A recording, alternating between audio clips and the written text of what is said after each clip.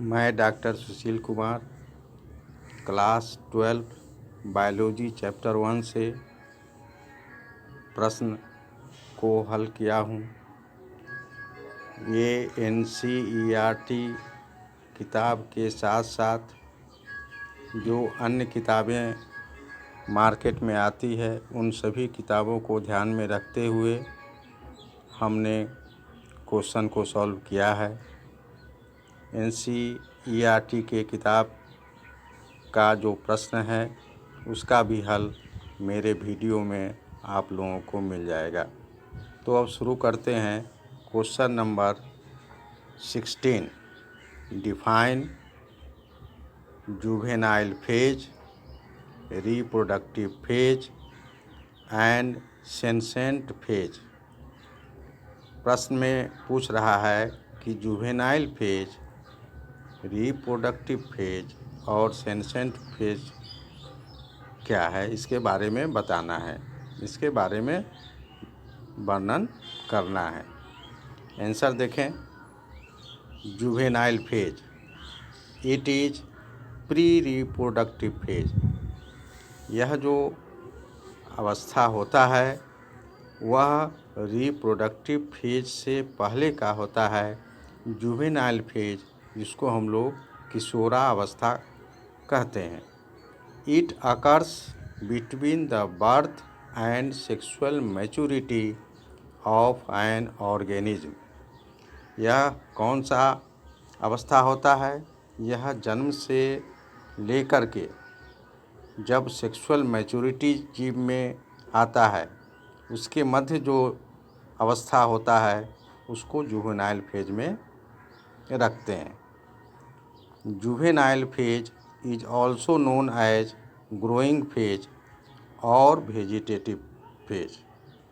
Juvenile phase को growing phase यानी वृद्धि करने का अवस्था और वेजिटेटिव फेज भी कहते हैं। अब देखें reproductive phase. It is the phase of reproducing young ones. यह जनन अवस्था कहलाता है। यह अवस्था वह अवस्था होता है जिसमें कोई जीव रिप्रोड्यूस जनन करने में सक्षम होता है। सेंसेंट फेज देखें। It is the phase when an organism grows older and loses the reproductive capacity। Senescent phase जो है यह वृद्धावस्था के रूप में हम लोग जानते हैं। यह अवस्था ओल्डर एज में होता है जब कोई जीव ओल्ड हो जाता है और उसमें रिप्रोडक्शन की जो क्षमता है वो समाप्त हो जाती है, तो उसे हम सेंसेंट फेज के अंतर्गत रखते हैं। अब क्वेश्चन नंबर 17 देखें। Higher organisms have resorted to sexual reproduction in spite of its complexity. Why? Higher जो ऑर्गेनिज्म है, उच्च वर्गीय जो जीव जंतु हैं, उनमें जो सेक्सुअल रिप्रोडक्शन होता है वो कम्प्लेक्सिटी के बावजूद होता है। क्यों? फिर से प्रश्न को दोहरा देते हैं। Higher organisms have resorted to sexual reproduction in spite of its complexity. Why? Answer.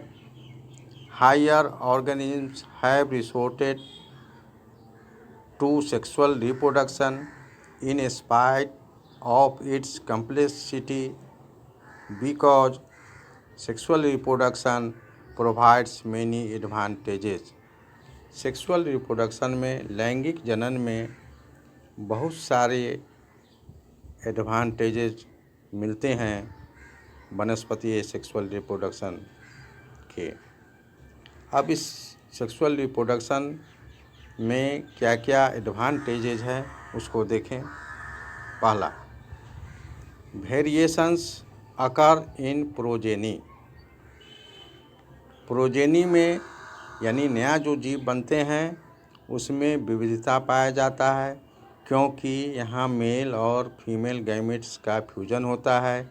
Mail चूँकि अलग इंडिविजुअल होते हैं, फीमेल अलग इंडिविजुअल होते हैं, दोनों का गैमेट जब मिलता है तो वेरिएशंस आ जाते हैं। दूसरा पॉइंट देखें, more adaptability is found in new progeny, they can survive more successfully in environment, they can face challenges of climatic factors etc.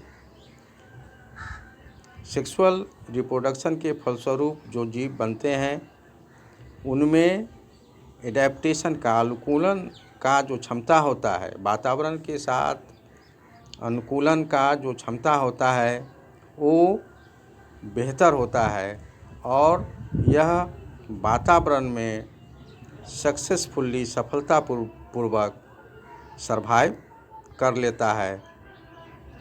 They can face challenges of climatic factors etc.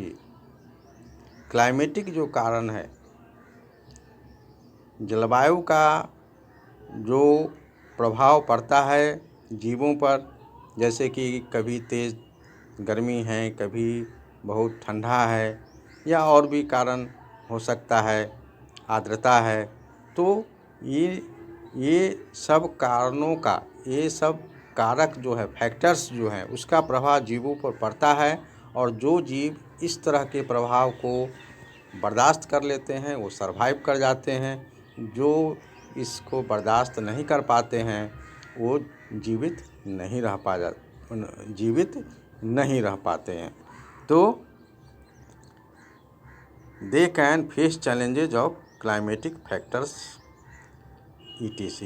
तो ये sexual reproduction द्वारा उत्पन्न जो जीव होते हैं वो वातावरण में सफलतापूर्वक जीवित रहने में सक्षम होते हैं। चौथा पॉइंट है, it plays an important role in the origin of new species. चूँकि दो इंडिविजुअल के फलस्वरूप नया प्रोजेनी बनता है, तो नया जो स्पीसीज होता है उसका प्रमुख भूमिका होता है इवोल्यूशन में भी, चूँकि यही पीढ़ी दर पीढ़ी नया जीव बनता रहता है, पुराना जीव समाप्त होता रहता है और यह क्रम सारे जगत में चलता रहता है। तो इसका एक महत्वपूर्ण भूमिका है। क्वेश्चन नंबर 18 देखिए, explain why meiosis and gametogenesis are always interlinked. क्यों मियोसिस और गैमेटोजेनेसिस हमेशा एक दूसरे से इंटरलिंक्ड हैं? आंसर देखें, meiosis and gametogenesis both occur in sexually reproducing organism. मियोसिस एक प्रकार का सेल डिवीज़न है जिसको हम लोग मियोटिक सेल डिवीज़न भी कहते हैं। इसमें अर्धसूत्रण विभाजन है। मियोसिस मतलब अर्धसूत्री विभाजन, यानी क्रोमोसोम का संख्या इस सेल डिवीज़न के अंतर्गत आधा हो जाता है। और गैमेटोजेनेसिस है, गैमेट का फॉर्मेशन, गैमेट का डेवलपमेंट होता है, उसको गैमेटोजेनेसिस कहेंगे। और यह मियोसिस और गैमेटोजेनेसिस दोनों सेक्सुअली रिप्रोड्यूसिंग ऑर्गेनिज्म में होता है। Meiosis is the process of reduction cell division in which the chromosome number is reduced to half. Meiosis को रिडक्शन डिवीजन भी कहते हैं क्योंकि क्रोमोसोम की संख्या इसमें कम हो जाती है, आधी हो जाती है। while gametogenesis is the process of formation of haploid gametes. Gametogenesis कहते हैं गैमेट के फॉर्मेशन को। तो गैमेट दो तरह का होता है, एक मेल गैमेट होता है, दूसरा फीमेल गैमेट होता है। मेल गैमेट स्पर्म ह्यूमन के केस में कहलाता है और फीमेल गैमेट ओवम कहलाता है ह्यूमन के केस में। तो gametogenesis is the process of formation of haploid gametes. ये गैमेट्स जो होते हैं, मेल गैमेट भी हैप्लॉइड होते हैं, फीमेल गैमेट भी हैप्लॉइड होते हैं, लेकिन जब दोनों गैमेट का फ्यूजन हो जाता है तो जाइगोट का जो निर्माण होता है तो हैप्लॉइड और हैप्लॉइड मिल करके डिप्लॉइड जाइगोट बनाते हैं। In order to produce haploid gamete the cells have to undergo meiosis cell divisions. जब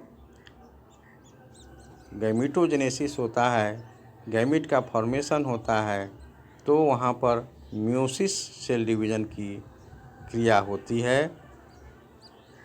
thus meiosis and gametogenesis are always interlinked. इसलिए म्यूसिस और गैमेटोजेनेसिस हमेशा इंटरलिंक्ड होते हैं। आज के वीडियो में इतना ही। आप लोग मेरे वीडियो को लाइक करें, शेयर करें और हमारे YouTube चैनल को सब्सक्राइब करें। धन्यवाद।